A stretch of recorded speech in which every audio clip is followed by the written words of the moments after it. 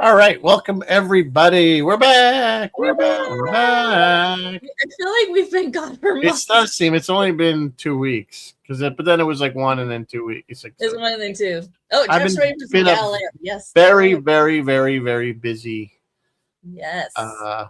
summer so far. So I think we're good for a little while until Ticonderoga week. And Until Ticonderoga, and then we're actually, off we probably again. should. I don't know. Well, that's up to you because we think we don't start till like the Thursday or something. I don't come till Thursday, so we might do. We'll see. Anyway, We'll see. We're not there yet. A couple weeks away, 2-3 weeks. So anyway, so I thought maybe we'll just do a little other since we're still in the thick of Galileo Project. It is coming along. Just because you guys aren't necessarily seeing stuff of what's going on in the building, that doesn't mean a lot. Yeah, if you are a Kickstarter backer, you may get a couple pictures, but James wants to keep it kind of under wraps for the big reveal. The big reveal. Yeah. So you guys, it's gonna be cool. It's coming along. It is coming along. So, anyway, hey, Chris LaRoche and Bill, always nice to see you, and Jeff. Thanks for joining us. Thanks for coming back. Yes, remember who we are. Remember, we're still here. When we're off, that's your chance to right? Branch out. Never come back. Find something else to do on a Wednesday night. Anyway, so I thought we would do 2 more of the Galileo sort of featured episodes. That would be thank you, Chris. I know I'm wonderful. Said I'll feel beautiful. He's got to be talking to me. He's got to be talking to Risa. It got to be. So Metamorphosis and the Immunity Syndrome. So one of those episodes I like. One of those episodes I don't. I wonder what we're going to find out. Anyway, before we get into that, I think you have news. I do have news. I have all kinds of news. Guys, I'm going to start the news on a bum note. They say death comes in threes, and it has, in fact, hit us in threes. We've lost Hayden Panettiere at the very young age of 36. Sci-fi fans probably know her best from Heroes. I don't know what other sci-fi she might have done. We have lost Dolly Parton. I know that's not a sci-fi person. I guess the closest she got was, she was mentioned in the Orville. They talked about Dolly Parton in the Orville.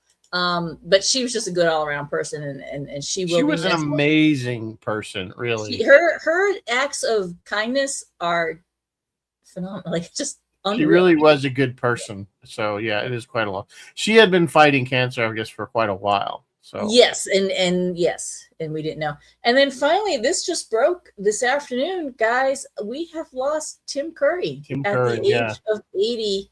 The cause of his death has not been publicly revealed, but we know him best from Clue, Rocky Horror. But he was everywhere. He was in Hunt for Red October. He was in Muppet Treasure Island. He was an amazing actor. And I think he had been sick for a while too. Yeah, he had a stroke. He had been in a wheelchair and had a stroke sometime back, but he was in good spirits and feisty still. So I don't know how old. How old did it say? How old he was? He was 80. He was only 80. Oh, he was 80. So I didn't realize he was quite that old. That's amazing. Of course, Rocky Horror. We know him probably what people know him best for, but he was amazing in Clue. And he was also the devil in Legend. Yeah, Legend. Yeah, amazing. He did a ton of voice work. Tons of voice work. Yeah, including lots of sci-fi stuff that you probably don't remember. That what was it? Earth 2. He was in that. Yeah, that's right. He was in Earth 2. He just kept popping out. Every time you turn around, you're like, oh, hey, there's Tim Curry.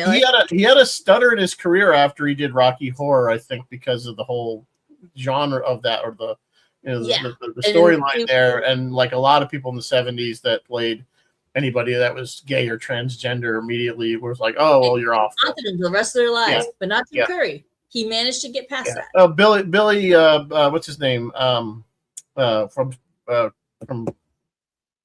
From Soap. I'm having a tough time. The comedian. Billy Crystal. Billy Crystal. Oh, was he gay on Soap? Yes, he was gay on Soap. Yeah, he was the gay guy in Soap, and he didn't get work until he ended up having to really go backwards and went to Saturday Night Live. Yeah. And then he did the whole Fernando. Remember Fernando? You look marvelous. Remember Fernando? And then we all fell in love again. And then he did City Slickers, and then he became and then of course. And then he became Billy Crystal. Bye, Harry Met Sally, which is also a very good movie. Excellent movie. So anyway, So that's from the tonight's episode of Sci-Fi Distill has been brought to you by Liter of Cola. That's right, Liter of Cola, the best 32 ounces of cola. It's not a liter. Yes, it's not a liter. You had to Americanize it. And also, kids, everyone out there, it said Super Troopers 3, but all of the quotes and stuff in this quotes are on the bottom. They're all from the first movie. First movie. It's all the best quotes from the first movie. It's funny. But they had to come on. You know, the popcorn bucket was epic. The popcorn bucket. Rizzo and I are both bucket's epic. devotees. Who wants a mustache ride? All right, who wants much? All right, let's move on with the news tonight. So while Rizzo was off doing Rizzo things, I had nothing to do. So I have 1, 2, 3. I watched it, so you don't have to. And I have done so much TV watching. I watched. Is that Strange New Worlds? Yeah, and I did catch up on Strange New Worlds. And I'm reading something too. I watched it, so you don't have to. Dark Matter, both of them, kids. Dark Matter on Apple returns. Season 2 of this thriller, sci-fi thriller, premieres August 28th. That is a strange series. It's a very strange show. I like it. It's good. It's good. So that upcoming second season has 10 episodes. It'll start on August 20th, so this Friday, and run through October, Halloween, basically. Dark Matter on the CW, guys, that was a 2 or 3 season show back, and it ran from like 2015 to 2017, and I'm plowing through that now, and that's fun. That's Sci-Fi Channel. It was originally Sci-Fi Channel. Yeah. And they canceled that one abruptly. That's the one where they don't have their memory. Yeah, they wake up, they have no memory. They all think that was a Sci-Fi Channel show. Yeah. It ran around the same time they did that other show. I can't think of what the name of it. It had a weird name, like Buckaroos or some stupid name like that. It was something like that. Killjoys was the show, and Killjoys got another season, and they killed Dark Matter, which actually I think was a better show. Dark Matter is a good show. It was fun. I'm enjoying it. Yeah, well, unfortunately, I hate to give you it ends in a cliffhanger. Because it got canceled. God damn it. Because it got canceled. Yeah. I'm also watching, so you don't have to. If you want to see something that's like Rick and Morty meets Quantum Leap, sort of, I'm watching Stuart Fails to Save the Universe. It is a Big Bang Theory spinoff on HBO. It is even quirkier and weirder than its parent show. I think it's cute. It's got this reality jumping setup, but with an R-rated sense of humor. And it's a nice twist on the multiverse. And yes, Quipke is there with his wisp. Quipke. The way he talks, Quipke. Yeah, the very heavy wisp. Right, yeah. And then what else did I watch that you don't have to? Dark Matter, Stuart Fails to Save the Universe, Strange New Worlds, I'm all caught up. Oh, Lanterns. I'm watching, so you don't have to. Lanterns on HBO. Yes. 2 thumbs up. I'm enjoying. A little darker, a little grittier. Hal Jordan's an asshole in this one, but you kind of love it. And yeah, I like. Isn't that kind of like the whole? That's how he was. The critics of it, and again, I don't necessarily go by the critics. I haven't seen any of it, but they do have a point. It does seem to be the James Gunn kind of, we're not going to make our kind of superheroes kind of assholes or just dark or broody or dark. But wasn't he kind of a prick in the comics? Not that I didn't. Well, comic books I never watched. I'm just, for my only experience with Green Lantern were the cartoons. The actual animated cartoon. Oh no, that's softened up for children. No, I think in the actual comic he was a little more arrogant. Like he was a little bit. Well, and that, of course, the movie, which was terrible. Oh yeah, well that's Ryan Reynolds. All right, moving on. I'm done watching it, so you don't have to. I would say you do have to watch Lanterns, but the other stuff is up to you. I just started reading Dungeon Crawler Carl, and I found out it's on the docket to be a series over at Peacock with Seth MacFarlane as executive producer. Dungeon Crawler Carl is the thing right now, and it is Running Man with a 12-year-old boy's sense of humor. Interesting. Moving on, Vision Quest. The TV series, not the wrestling movie, which my sister-in-law said this weekend. She's like, I'm so excited. Catherine Hahn as Agatha Harkins will be back in Vision Quest. And I was literally like, the wrestling movie? My brain would not shift into 2026. Yes, another Vision show. Another Vision show. Murderbot season 2 is in production now. Its guest cast has been announced, and it's everyone but the kitchen sink. I cannot believe this guest cast. Steve Buscemi, Wanda Sykes, Patton Oswalt, Martha Plimpton, Bridget Everett, Michael Sheen, Tremel Timmon, who I adored on Severance, Blair Underwood, who I haven't seen since LA Law, Right? and Topher Grace, among others. I love Murderbot. Looking forward to see it. No date. Surprised it took so long because it seemed like it's the last season ended quite a while ago. I wonder what took why it took so long to get. I always keep waiting for it to pop up, but I guess that's not going to happen anytime soon. Yeah. And then finally, not finally, but this is not sci-fi, but I like to mention it. Only Murders in the Building is coming back soon. They have announced Martin Freeman, along with 3 Doctor Who stars, Jodie Whittaker, David Tennant, and Peter Capaldi, guesting for this next season. Black Mirror season 8 is in production over at Netflix. And then finally tonight, Rizzo, let's talk about it, because we always say we're going to talk about it and then we don't. I am all caught up on Strange New World. Oh, God. And woo! Honestly, okay, here's my take. So, I mean, up to it. It actually, I think the first 2 episodes actually were a strong start. Believe it or not. I did not mind the time travel dinosaur one. I know, like every sci-fi has done an episode or some where they somehow were the ones that caused the dinosaurs to die. Yeah, that started like the whole that has become like a sci-fi trope. Doctor Who's done it. So now, all right. So anyway, and actually, Star Trek has done it in novels before. Yes. So they've had stories where that. So I'm not gonna freak. So that one wasn't bad. And then what was the other one? Oh, the ghost ship one. Oh, it was very Event Horizon scary. It was very Event Horizon. Like, I didn't mind that one either. But then we got to. And then you get Whiplash because the very next episode is "Dude, where's my car?" Or "Dude, where's my soundtrack?" Honestly, I have to admit, I fell asleep through like a quarter of it. They're running around. They're all stoned. Right? Yeah, it was very it's hilarious. Stone, I guess it was trying to be like their version of Shore Leave, maybe. Of the episode Shore Leave from the original series or something. Like they were trying to. Of course, they had to patch the relationship between Scotty and Ortega. And I'm sorry, Ortega's just as a character is just annoying. I actually kind of like her better than I really cannot. I'm starting to not like her and dislike her. I like her better than Ophelia. I love. Oh, well, Ophelia is just annoying. She's another one. But I don't know. You notice they're phasing, like she's having less and less to do, and it's more Scotty. Yeah, I was surprised how much she did in the puppet episode. Actually, yeah. So that was then they did the TV noir. Yeah, they did the TV weird noir, and 1940s feel. Because I was like, we've done the occupied Nazi bullshit. It was very film noir, looking very 40s kind of. Yeah, very occupational. It was obviously the Klingons. They brought in Core. Yeah, they brought in Core. And I mean, yeah. Yeah, well, the thing that was silly was there was a lot of stuff that was stupid in that episode. For one, we talked about it earlier. So they're in this part of the universe, and there's this sun or whatever, and it makes everything, it takes all the color out, so everything's black and white. Yeah. So that's how they explain shooting. But then they're in the shuttle, and they're like, "Oh, we'll close the shields."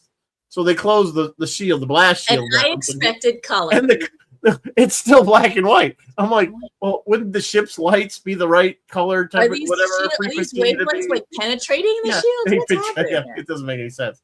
So that was stupid, but that was like a minor stupid. But the other thing that you're like, they go through, they're like, so this D7 that's just hanging there didn't see the shuttle at all, that they couldn't get past. They didn't have their meanwhile, the probe goes and gets past it, no problem. Yeah, no problem. But the shuttle couldn't, and it couldn't be seen either. So then they go down to the planet, and they go through the shield, and they know they went through the shield, but apparently the Klingons were like, yeah, something came through the shield, but we don't know what it was, so we're just going to ignore it. We're just going to not pay attention for now. Yeah. Like that didn't make any sense either. Too busy shaking down the local population than to worry about any shit that's going on. Little stuff like that, niggly. Overall, not the worst episode. And then we get to the puppets. So these are going to be spoilers. So it's a transporter accident. If you haven't watched it, turn it off now because Scotty has a transporter accident when he's trying to experiment. Bring the puppet out. Bring the puppet, and he turns everybody into puppets except Spock, because Spock wasn't on the ship; he was in the shuttle.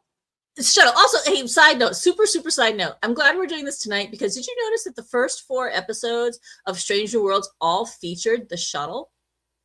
Yeah, and yes, I don't they know did. if it's called the Galileo on Yeah, it's Strange Galileo. Worlds. Is it the Galileo? Yeah. See? It's timely. I believe it is. Yes, Unless Galileo somebody could cross-check me on that, but I believe it is Galileo. I could be wrong. But yes, go off on the puppets, please. So the puppets, I mean, so here's what I was saying earlier. It's another silly episode, and this is my problem with Strange New World. Too many silly episodes. We've talked about this ad nauseum. You get 10 episodes of the show, and 3 out of the 10 are stupid, silly episodes. And it's like, come on. So this one was, again, it was funny, and there were some actual funny moments. There were some funny moments, and most of them were courtesy of our guest bad guy, Rachel Harris. Bad guys, which was I forget her name. She's been in a bunch of stuff. Her name is Rachel Harris. You know her as the psychologist on Lucifer, right? And the other one was the guy from Brooklyn Nine-Nine. Charles. I can never. They were hilarious, and the fact that they were funny with puppets with straight faces was awesome. Yeah. But yeah, I mean, they did some funny stuff. My thing was, again, it's a silly, stupid episode, and again, spoiler alert. Thank God they kind of saved themselves at the end. It all turns out that it's Spock's dream.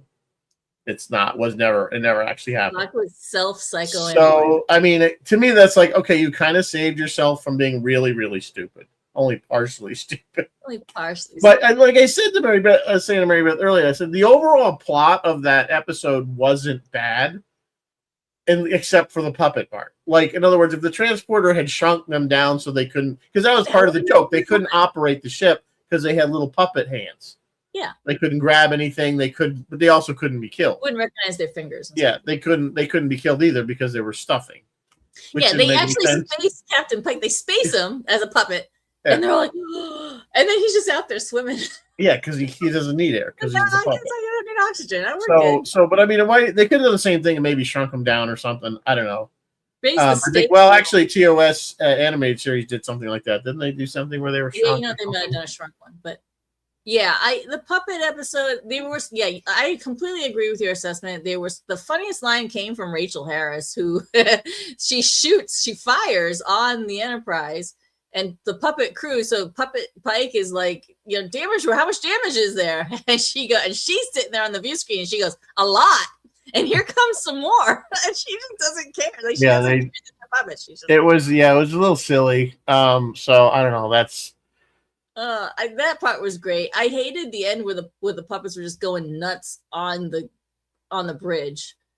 Trying to attack the. Well, it didn't make any sense because they couldn't. They tried that. All of a sudden, now they're having an impact where before they didn't. Like they tried to attack them, and of course they just bounce off. Enough power to push a human. Of course, that was like it didn't make any sense. Okay, I get it when like one of them they were trying to they would somehow get one to stumble backwards and trip over the other one. Puppet holding someone's leg down. No, that doesn't happen.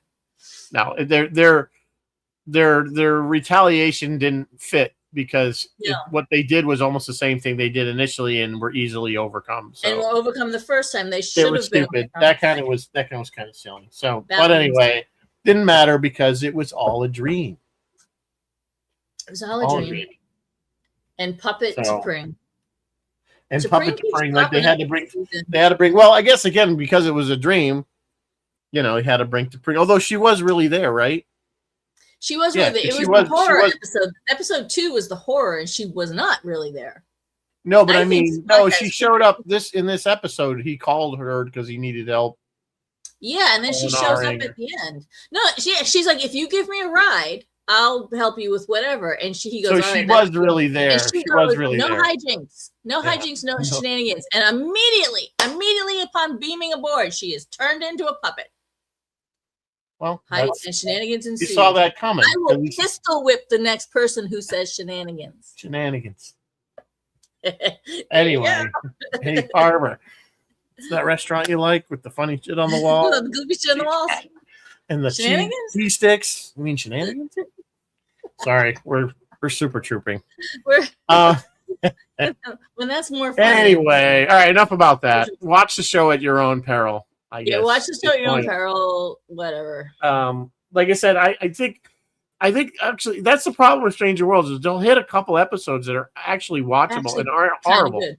Yeah. And then they'll do these just stupid ones. It's just don't frustrating. do Stranger Worlds. You do not have enough episodes in your season to do the fun ones. Don't do This is what I'm saying. At least writers. Are you a writer? Hello out there. Is this thing on? Stop. I don't know why they feel they need to write some good episodes. Write some good episodes. You need some help. I mean, out of take the original series. Okay, what were there? 79 original episodes. Yes. How many of those were silly? Trouble with Tribble. Maybe Shore Leave. Shore Leave. Anyone There's had else been a couple others. I mean, I hate Way to Eden and stuff like that. That's borderline. So maybe we'll give it as 3. We'll call it 3 just to be generous. And then maybe that one where Riley's singing "I'll Take You Home Again." Naked Time. No, 50-50. That was funny. That wasn't a whole silly episode. No that part was funny. At no point does Kirk sing. At no point. Oh, well, he does dress up in costume. Like he does wear the gangster costume when they go to the. That's true. That's true. That would be a funny. I actually think. Actually, I think that one is a piece of the action. Is actually we'll give that a funny episode. I think that is kind of a funny episode. So we'll say we'll be generous and say 4 or 5 out of 79 episodes. Out of 79. And we're going to talk about 2 of them tonight. Rizzo, do we have a drink? Are we drinking anything? We did. Okay, so you guys, you gotta. So this is my drink, pomegranate mocktail. Okay. So how did I get to mocktail? You could throw some vodka in this, be fine. How did I get to mocktail? So my thinking was immunity syndrome, an immunity drink, and all these healthy drinks came up.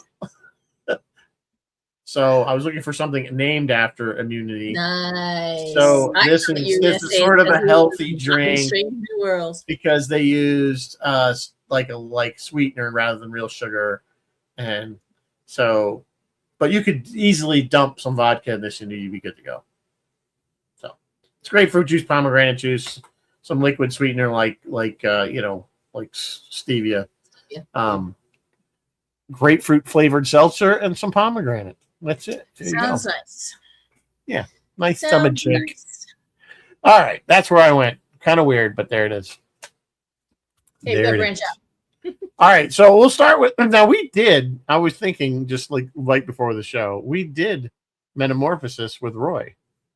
Yes, we did. All right, so everybody log off. Go find that episode. It was about a month ago. And then come back. Everyone would watch it. And we did. In all fairness, I'll confess to the audience right now, I really like Immunity Syndrome as I like a bottle episode. I like Zephram Cochrane, but I don't like Metamorphosis. Mostly because of that chick. The girl. The one from Father Knows Best? Oh, is that where she's from? All right, let's get into it. Which one do you want to do first? Are we doing Metamorphosis? We'll do Metamorphosis first because I don't think, like I said, I think a lot of these people on here probably already watched it with Roy, so we don't really need to rehash. It does feature the Galileo. It's probably one of the, besides Galileo 7, that has the Galileo full-size craft in it. She's sitting there and she's being a snot. Because they're always going back to it when they land on this planetoid. Of course, you guys know the Blaine plot. They get pulled off. They're always shuttling somebody in a shuttlecraft. Yeah, when they really shouldn't be. She's like an ambassador. She's a and she needed to go to some planet to negotiate something, I believe, but she was sick, so they were transporting her back to the Enterprise because she had this rare disease and she was going to die, but McCoy could have saved her on the Enterprise. Now, why he just didn't bring whatever drugs or stuff that he could have saved her right then and there or wherever she was, you would think, because that's the plot. Anyway, so they get pulled off course. They're on this planet. They find Zephram Cochrane, who's still alive after hundreds of years. She's got to be like 100. And looking fly, I might looking add. Good, looking handsome, a lot better than James Cromwell did. And anyway, yeah. So apparently, there's the what do they call it? The companion. The companion. It's just an energy creature that apparently has a thing for Zephram. Has a thing for Zephram, and It's just sparkly lights. That's all it Sparkly is. lights. The companion looked just like the lights of Zatar. Did you notice that? Same. They use They like the look same suspiciously effect. familiar. Same effect. Suspiciously similar. They could be and- a related species. Really, they could be, yeah. So anyway, yeah. So they realize that the companion is in love with Cochrane, and to save Doctor, what the heck's her name? Yeah, what would What was her name? The character's name? It's on the tip of my tongue. Ambassador or something, or starts with HE, doesn't it? Headford. Commissioner Headford. Commissioner Headford, I believe is the name. Let me just pull it up. Anyway, so to save her life, they merge. There's always merging going on. They became one, and so but he stayed on the planet because she can't leave because she would die. Now, Chris is reminding me that she was off to stop a war. What happened to that war after she dies? We don't know. That's why I said that could be another. Remember, we were going to do the Kirk effect. Oh yeah, that's right. We should still do that. There's another Kirk effect episode. Like, what happened to the war if they didn't get Commissioner Head? I'm sure the answer is they found another commissioner to fill in for her. The only person in the universe that could have stopped. Yeah, there's other ambassador, whatever they needed. So Commissioner Head. But this one bit the dust. But like, she was nasty and rude.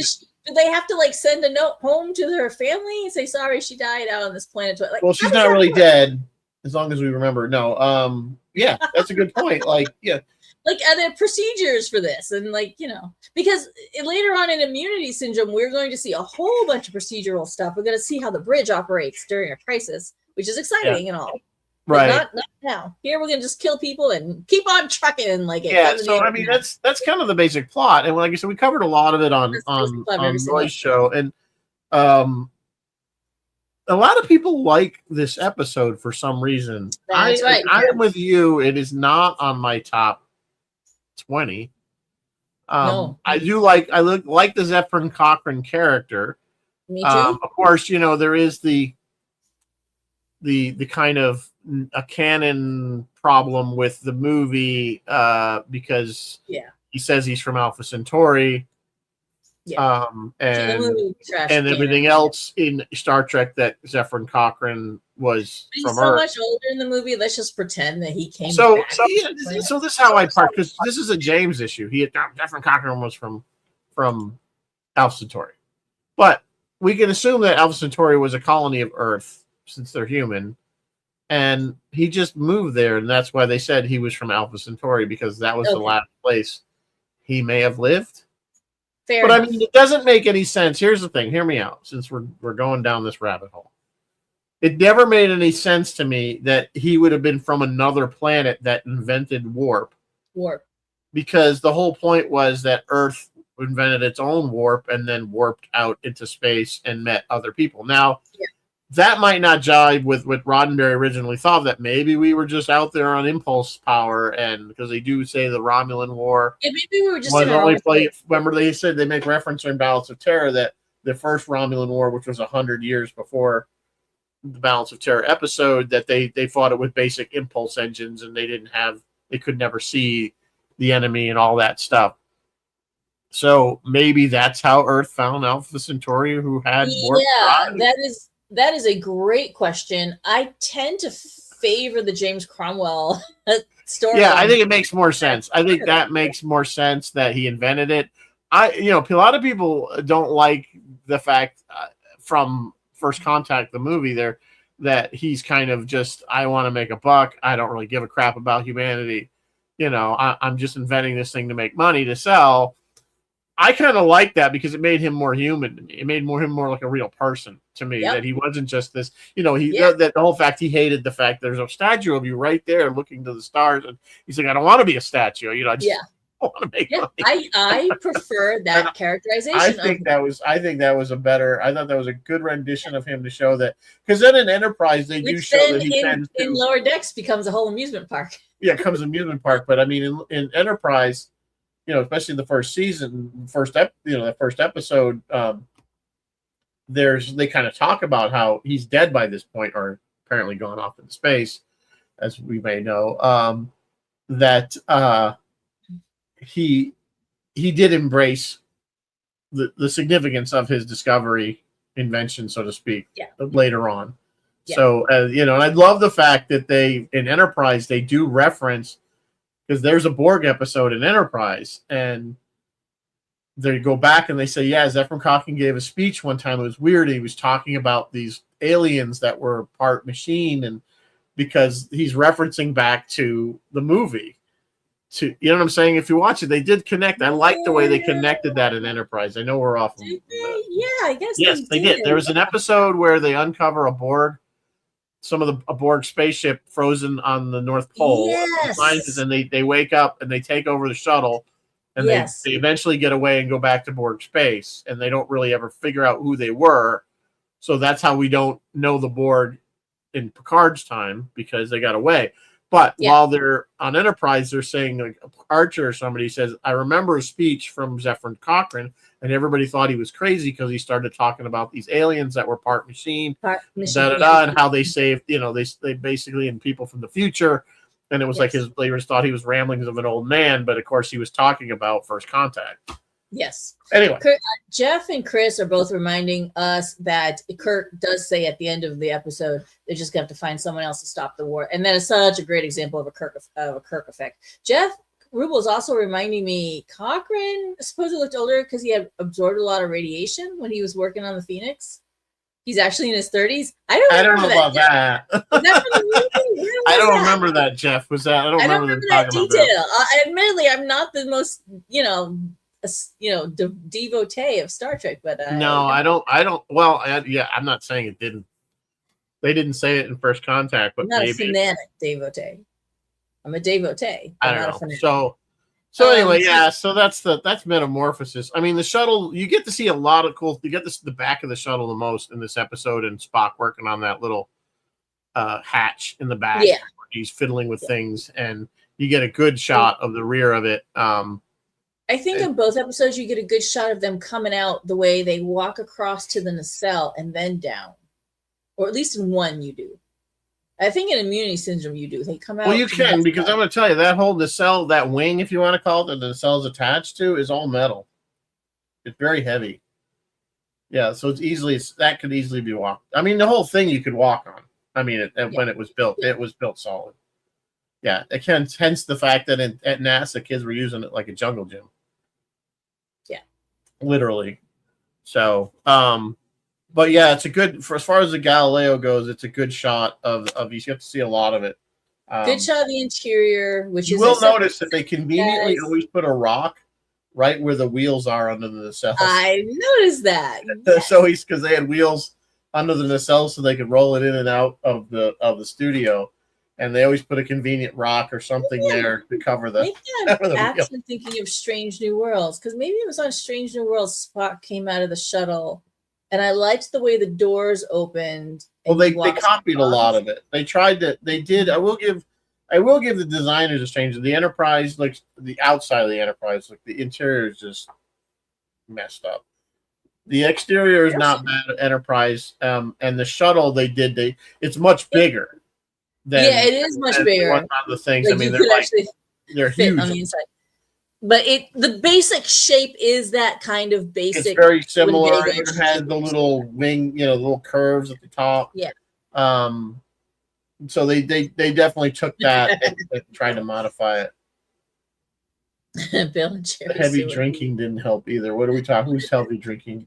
Oh, the Cochrane. Oh, how Cochrane aged. Yeah. Yes, and of course they did, the Montana thing where they have the Bozeman, Montana. Guys, if you're wondering, if you're thinking to yourself, hey, if you're going to talk about the Galileo, why aren't you talking about the Galileo 7? We talked about it.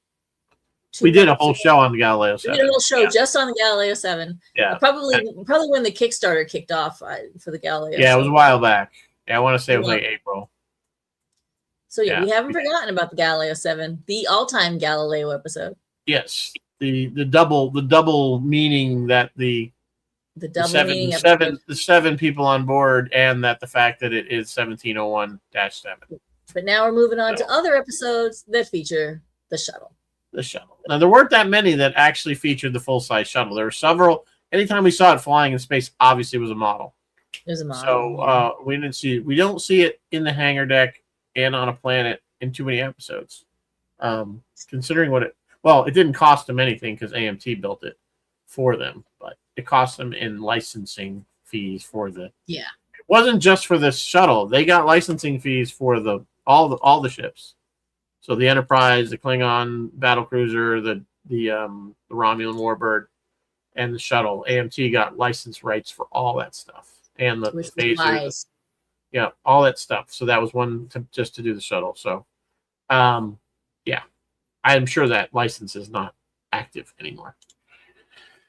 Anyway, so that's kind of it. I mean, what do you guys think of this episode? Do you like it? Do you like Metamorphosis? Is it one of your faves? I mean, if so, tell me why, because I never found it that thrilling. Same. I found it kind of boring. She's whiny. She's snotty. She's whiny. The companion's kind of annoying. Everybody's annoying. There's a lot of annoying. The neat things are his instruments, which are all kind of like old Air Force aircraft instruments, the stuff that he says, oh, those are my instruments, and they're all like 100 years old by Kirk standard. Yeah, James has some of those. Some of those are like bomb sites and stuff like that from planes. Hard to find stuff. Let's do Immunity Syndrome. I like me a bottle show. So basically, this one is kind of interesting. A lot of throwing themselves around the set on this episode. It's a very Obi-Wan thing. As if a million voices cried out in terror, and then were suddenly silenced. Yes, he suddenly had an Obi-Wan moment, didn't he? He had an Obi-Wan moment. Or Obi-Wan. It was just 400. I know, it was 400, but I'm saying... What was the name of the ship? It was the Intrepid. Intrepid. Why was the Intrepid basically Vulcan staff? That's an excellent question. Why even it being a Starfleet ship? Were there any humans on the Intrepid? All the stars are at this, and TOS was very human racist because all the ships had Earth type names. They were the Excalibur, the Enterprise, the Yorktown, the Intrepid. I mean, rattle them off. The Hood. I can't think of what are some of the other ones. It was just one after they're all named after Earth human naval people. Ships. Yeah. Nothing, and yet you have a. Later on in the movies, they finally start naming ships after other stuff. Yeah, right. They did, but I'm talking about original series. Everything was always humans. Yeah. So what didn't make any sense was, if I would have bought it if it was not named the Intrepid and they just said it was. So we could have said that there was a Starfleet ship that was really a Vulcan ship, part of Starfleet, or associated with Starfleet, and that's why it was crewed with all Vulcans. But it didn't make any sense that it was another Constitution class, which is what they imply. And Constellation is another one. Yeah, thank you, Bill. Why?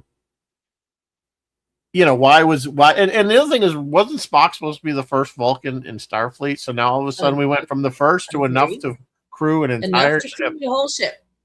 So that didn't jive with me. So there's some quickly. Yeah, they accelerated quickly.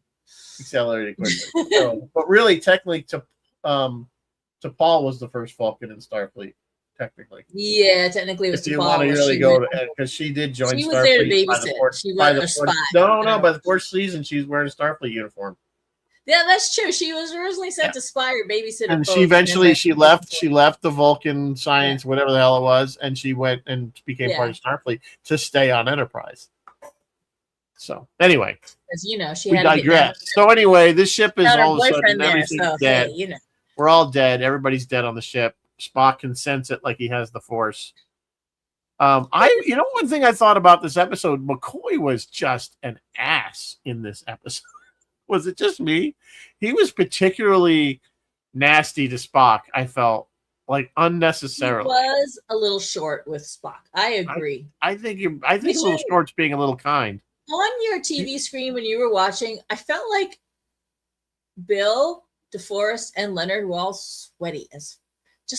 Like I could actually see beads of sweat on their foreheads. Probably maybe the air conditioner went down the studio that day. And the whole time I'm watching, I'm like, where was the makeup girl? No one wanted to blot them. Nobody like, what is happening? Was it an effect that I missed? Yeah, I don't know. The thing is, you don't see. You only notice it, and I didn't notice it. But you only notice it now because you're watching it in Blu-ray. Because I wasn't, but the big screen But I'm TV saying in the started showing original, this when stuff. you watched the show back in the day when it was Yeah, on a regular little cathode and ray on a tube. crappy TV and it was already standard You didn't see definition, that stuff. you didn't You see did any of not see that. anything. No, All exactly. right, move on. Yes. So anyway, McCoy, they Scotty. find they're already tired because they were supposed to go on Yeah, this is on R&R. shore leave or something. They find this black spot in space. It's like a null zone that this amoeba. And then they fly right into it. They fly right. I don't know why he's like, we're just going to go look and then oh wait a minute, we're in it. Oh, that we're was in kind it. of like Yeah. we went from we're going to approach it to we're inside it. But anyway, yeah, everything works in reverse. So and then everything they up find is the down, giant, down is up, left is they right. find the giant amoeba at the center. Then it's getting ready to. Apparently, it ate a solar system with a whole bunch of people too. It was 11,000 miles long. Yeah, it was like so. So here's the thing: were they was the point of this show to imply that we are all just part of a micro universe and like this is just a cell, and that we're just coming across it because everything is so tiny. Yeah, it was supposed to make you think like we always think we're so big, and you said, "Oh no!" Well, actually, like okay, they're like, "Oh, it's gonna reproduce, and there's gonna be hundreds of these things," and I'm like, "So you think this was the only one?" Yeah, well, a cell can just divide; it doesn't need. I know, but I'm like, where yeah, you're right. Probably another one came from somewhere. If there's others, where are they? They're just all out there floating in space. Space is vast. I get that. So I don't know. But anyway, it was an interesting idea. I don't know if I really, again, kind of science-wise, is kind of a stretch, but the science, the immunity, the antibody bit was clever. So they kill it pretty easily when you think about it. Oh yeah. So like, if another one shows up, they know what to do. Yeah. You know what I'm saying? They could usually prepare a ship that could probably handle going inside easier and put the antimatter bomb up against its brain or whatever they did, the chromosomes. It's a cell. I don't even think it has a brain. It was the chromosomes, and the they just blew it was apart. literally a cell, like literally a cell. Yeah, it was basically like an amoeba. Yeah, and they blew it up. They blew it up. And of course, they rescued Spock in the Galileo. It didn't. Oh yeah, he's out. Yeah, he's out floating around the Galileo doing So whatever. that was what I was just getting to. It's when Spock goes, I guess you should have wished me luck, Bones. Doctor, you should have wished me luck. I remember him. And how did they say goodbye? I should have. Well, they were. Yeah, he was kind of going back and forth. Bones sniped down. Bones thought he was going. I remember that. Well, eventually Jim kind of implied that it's like said, "Sorry, Spock," meaning sorry, you're the one that's basically going to die. Yeah. But I don't know. What do you guys? I mean, tell me. I thought McCoy was over the top, kind of being overly mean to him, and I don't think it was like I didn't see Spock sniping back. I mean, I know maybe the more I watch the original series again, I'm noticing it more. You notice stuff. There are other episodes where the Spock, because the Spock McCoy dynamic was a good dynamic and a good part of the show. This was not. But there was always kind of the underlying like McCoy would come up and say, "I'm sorry," like he would kind of apologize or. Like during what was the one? Tholian Web, was one where they were definitely at odds. And then he kind of came around towards the end and said, So I don't know. I just felt he was a little professionalism. There was no professionalism in this episode. Yeah. They're all just at each other's face. But you're right. So the only time we actually see the Galileo full size, or the 3/4 size, if you will, is in the shuttle bay when Spock walks out to go get in it. Yeah, he walks to go get it. The rest of it, of course, is all models. Which reminded me of the yellow circle on the floor. And then I asked Dave if we were having a yellow circle on the floor, and he said no. No. So the idea. So by the way, so you guys get it. When you see the shuttle sitting there and you see the bay doors, the shuttle is in its bay. So the way they're imagining this is okay. You have the shuttle bay and the clamshell doors, right, that go out to space. The other side, across from those clamshell doors, are 3 shuttle bays, garages, if you will, that the shuttles sit in. I believe they say that the Enterprise had 3 shuttles. I know we only ever hear about Columbus and Galileo. Until it's time to be used. Right, so they're parked in there. So where you saw the thing is where they bring it out to be launched. So what we're imagining in TIE is that it's sitting in that little garage, and that you're looking out and you can see the clamshell doors. And probably it. the circle on the floor, but it's going to be way Maybe, over there. but you're not going to see the circle on the floor because the shuttle's in the way. Yeah, that's true. That's true. Anyway, that's the thinking. In case anybody's wondering what. I feel like we should have just two legs sticking out from under it, like there's a mechanic under there with a wrench. Just Oh, I thought you meant like with ruby slippers and stripe. Oh, yeah, that too. We could do that too. No, I just think two like overall covered legs. That would be out. kind of funny with some sound effects of a wrench. With some wrench sound effects.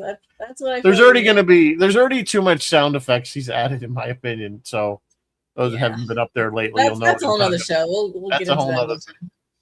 But every time we want to do something silly like that, James shoots it down. Yeah, he does. Chris has a great point. He's absolutely right. McCoy was being a snot right up until he said, "Shut up, Spock. We're trying to save you." That was pure McCoy. I guess that's definitely was a pure McCoy line, no question about it. And of course, he had to get him back, and you botched the acetylcholine test or something, whatever. You botched whatever. I doubt he botched anything because he's Spock, but. He's the Scotty puppet. We have the guy that comes up that could probably make the puppet. Not that puppet. We should get the Strange New Worlds puppet. You guys have seen the Robin Curtis as Savick puppet, I assume. Yeah, have you guys seen the Savick puppet? Ask us. I don't know if it's still at the studio though. I don't know if it. I don't know. Ask us sometime. If it's there, we'll dig it out for you. Because whoo. James should if he wants to scare the crew, he can hide that around places. Just make it anyway. He used to do that with, he had the full size Kirk and Spock, the wax figures. Yeah, he'd put him in the transport room and Sue. He'd move them around. He'd move them around on purpose so that when Sue went and turned all the lights on, she'd scare her. Anyway, poor Sue. We do miss her. Anyway, so that's and then they go in, they blow it up. They blew it up, and that's the end, and everything goes away. There's no goo. It just evaporates. There's no goo. Just the stars come back. But I like that. I don't know why. I just still like this show. I like it better than Metamorphosis. I do like it better than Metamorphosis. Again, this isn't one of my super. I always remember. I always classify these. How I felt as a kid when you had no control of what episode was going to be aired. Well, they aired them in order, but I didn't know the order back then. Now like I have books and stuff they'll tell you, but I still don't know. Yeah, I couldn't tell you probably what the next episode would be. Sure, some of them I do. But yeah, this would be like, oh, it's all right. It's it's an okay one. I'll watch it or something. But when like the empath would come on, you're like, oh. Yeah, if there's a lot of talking, like too talky. Empath. I think most people agree that the children's cell lead, the empath. I mean, those are like the worst episodes. There's a couple of them. This doesn't have action, but at least it does have some rattling of the bridge shakes a couple times. Yeah, I don't know. I never got the sound thing, like why it made that high pitched sound that Uhura said is not coming through. Basically, the speakers. It's not coming through communication. Oh yeah. So if sound doesn't travel through this vacuum of space, how were they getting the sound? But maybe they weren't. But they were in the amoeba, so maybe it. Well, we assume it was still a vacuum outside until they were in the amoeba. Even the amoeba, yes, then sound would be Right, sound would transfer through the lattice, whatever. Pretend the amoeba made noise. I don't think amoebas on Earth make noise, but maybe a space amoeba makes noise. I don't know. Right. So there were some good engineering shots in this one. We did get to see again not only Scotty's office, but the emergency remote monitor. Yes, we saw. You know what we saw is the room up above engineering that looks down on engineering. Remote. It's called emergency remote monitor. Is this the only episode we see that in? No, I think it is. No, many episodes. We see it in Wink of an Eye. We see it in Mirror Mirror. I'm sure there's more. A bunch of it's been in a bunch of episodes. Now that set, by the way, every now and again, James is like, "I'm gonna build it." And I'm like, that set was only ever built. It was like 8x8 or whatever size it was, and it was just built on top of a scaffolding about 8 feet off the ground, and that's it. They would roll it in when they needed to. It was on regular and the way they shot it, it made it look like it was way above engineering, but it really wasn't that high. It trick of the shop light. worked. Yeah. And if you were going to do, those of you who have been in our engineering, as you walk in past Scotty's office and you're looking down the warp core, on the right are the turbines, the energizers, I think they call them, or something. The dynamos. Yeah. Yeah. It would technically, It theoretically, would be above there. Yeah. But I don't know. It would be difficult to build because, well, it wouldn't be. You could build it and probably put it on a platform somehow. But would you get people up there and safely? You had to put stairs, like where the bridge is, where the quote unquote. You would have to be some kind of rigged up thing. Be pretty horrible stairs. And it was never a standing set. It wasn't a standing set. Like, so they rolled it in when they needed it. But this episode had a lot of great shots of the set. There was a shot where they're coming out near sick bay and they come down the main corridor and they turn and they go past the transporter room and they're heading right to the doors. And my brain went, they're going right to the gift shop. And then they didn't. They turned left and they tucked themselves into that nook. On our set, it's a nook. Like, you can't go too far in there. But they turned like they could go there, which is hilarious. Like, I'm watching them and I'm tracking where they are. So and I'm like, they're going to the gift shop. As where the transporter is, where you come in, that's the shuttle bay. Yes. So that's where those arches are, and that's where the shuttle bay would be, is where the gift shop is. So, but for purposes of making a big ship look bigger, they just turn. So to go, what they're building is the observation deck. So you'll go. So if you come to the T from the transporter, you go left through those turbolift doors. You'll be in the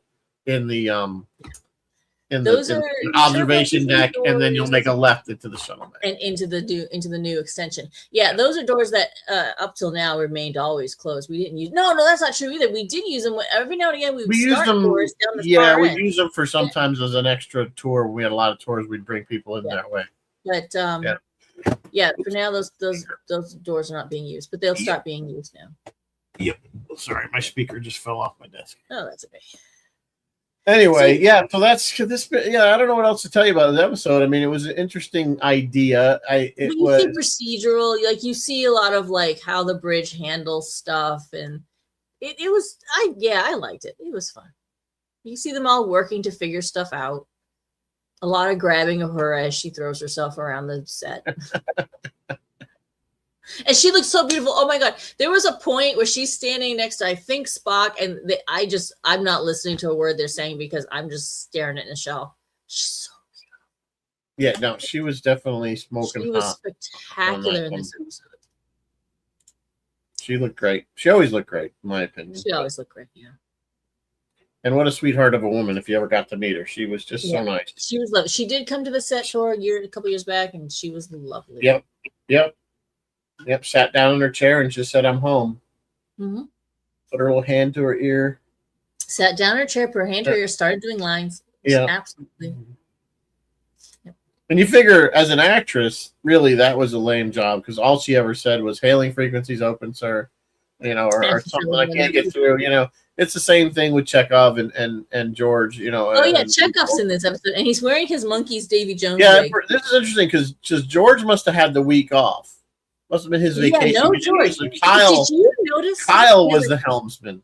Kyle was there, and Eddie Paskey was there. Eddie Paskey was there, and this must have been. Well, this was season 2, so he would have been still there. So he would have been there. And then did you notice there was a shot in the briefing room, and Spock's sitting at the terminal. Shatner's right next to him, and I don't know where McCoy is, either across or next. And the whole rest of the table is filled. And they had an Asian guy who, from the back, kind of looked like Sulu for a hot minute. I was like, oh wait, George is there. And then he gets up and moves like, oh, that wasn't George. It's not him. Yeah. He must have been off that week. Must have been the actors. It was a great shot of the table. But you know what? I looked at the table and I had to take a double take because there was nothing on the table. Like, the table was empty. And every time I walk in, they just had the tri-viewer. Right. And our set tour, it's covered with games. It's covered with 3D chess and stuff. Yeah. It seems a call. I'd rather see it. You're right. I'd rather see it more clean and put those maybe somewhere else as a display. Some of those off. Yeah. Saying these things are all in or just set it up. If you're going to set it up as maybe change it every once in a while. Take the table out, put in recreation. We have the liars there, the CP. But you're right. The table has a lot of stuff on it right now. Our table, so to speak. So when I Like, saw it empty, I had to do a double take. Like I was like, yeah, it doesn't look right. Okay. It looks like it should have stuff. The only thing that really ever was on it was the TriViewer, Spock's computer, and I think there was a a comm thing. Sometimes they had a pad. What was it called? But yeah. Yeah. So. But yeah, like they used the set like this. Well, it was a bomb episode. They used the lab. There was a lab shot. They actually stand behind the table in the lab, and they come in front. There was a doctor's office shot, and I could see where they flew the wall to get the doctor's office shot. Yep. There was a ton of engineering. The guys were climbing up the ladder and walking around up top. There was we already talked about the room up above. There, of course, all kinds of bridge, and then every corridor shot, like every which way they could film in that corridor, they figured out how to film in that corridor. Like, yeah, what a great episode for I think it was a bottle episode, so what took place there really wasn't anything other than the shots on the Galileo, which we all know was another set. If you've been to the set tour and you just want to admire the set on the original series, check this episode out. It shows so much of it.